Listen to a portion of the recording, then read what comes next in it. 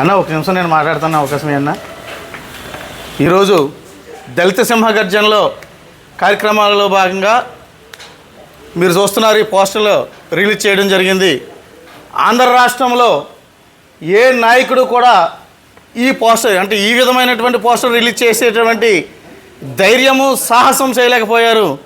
కానీ హర్షకుమార్ అన్న గారు ఎవరైతే ఉన్నారో ఈయన తన జాతికి జరుగుతున్నటువంటి అన్యాయాన్ని పేట ప్రతి ప్రజలకు తెలియజేయాలనేటువంటి ఉద్దేశంతో గత 2019 నుండి ఇప్పటి వరకు ఆంధ్ర రాష్ట్రంలో జగన్ ప్రభుత్వంలో దళితులు ఎదుర్కొన్నటువంటి హత్యలు, అత్యాచారాలు, దోపిడీల గురించి హర్షకుమార్ గారు కళ్ళకు కట్టినట్లుగా జరిగినటువంటి వాస్తవాలను ప్రజల ముందు ఉంచాలనేటువంటి ఉద్దేశంతో ఈ పోస్టర్ను రిలీజ్ చేయడం జరిగింది.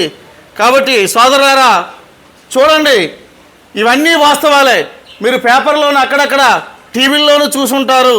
ప్రభుత్వాలు వాళ్ళకు ఉన్నటువంటి మీడియాను బట్టి, సోషల్ మీడియాను బట్టి ప్రభుత్వాలు ఇవన్నీ కూడా మన దృష్టికి రాకుండా చేశాయి. కానీ అన్నగారు ఏదైతే ఉందో ఈ సమస్యలన్నింటినీ కూడా మనకు తెలియజేయడానికి ముందుకు వచ్చి మనకు తెలియజేస్తున్నారు. కాబట్టి ప్రతి ఒక్కరు కూడా కళ్ళు తెరవండి, మీ పార్టీల మత్తును వదలండి. మీ పార్టీల మత్తును వదిలి జాతి కోసం పోరాడుతున్నటువంటి అన్నగారికి చేదోడు వాదోడుగా ఉండి రేపు ఫిబ్రవరి 11 జరుగుతున్నటువంటి దళిత సింహగర్జనలో సింహాలయ గర్జించి దళితులకు జరిగిన అన్యాయాన్ని మీరు ఏకకంఠమై హర్షణకు దన్నుగా నిలబడి ఎదుర్కొనే సమస్య పరిష్కారానికి అన్నగారికి దన్నుగా ఉండి తరలి రావాలని ఈ పోస్టర్ రిలీజ్ సందర్భంగా మీ అందరికీ నేను తెలియజేసుకుంటున్నాను. జై హర్ష. దీంట్లో ఈ పోస్టర్లో మనం వేసిన ఫోటోలు ఈ 5 సంవత్సరాల్లో జగన్ ప్రభుత్వం యొక్క 5 సంవత్సరాల్లో జస్ట్ మచ్చు తునకలు మట్టుకే.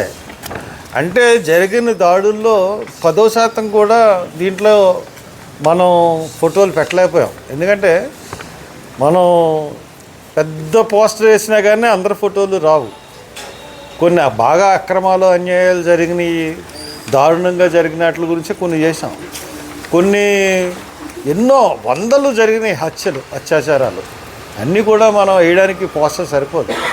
కాబట్టి ఈ హత్యల మీద మనం నోరెప్పాలి, వీటి మీద మనం కలిసికట్టుగా నోరెప్పాలంటే మనం అందరం కలిపి సభ ద్వారా మన నిరసన, మన యొక్క ఆవేదన, ఆక్రోశం అన్నది తెలియజేసేటట్టుగా మనం ఉండాలని కోరుతూ ఈ పోస్టర్ని రిలీజ్ చేస్తాం.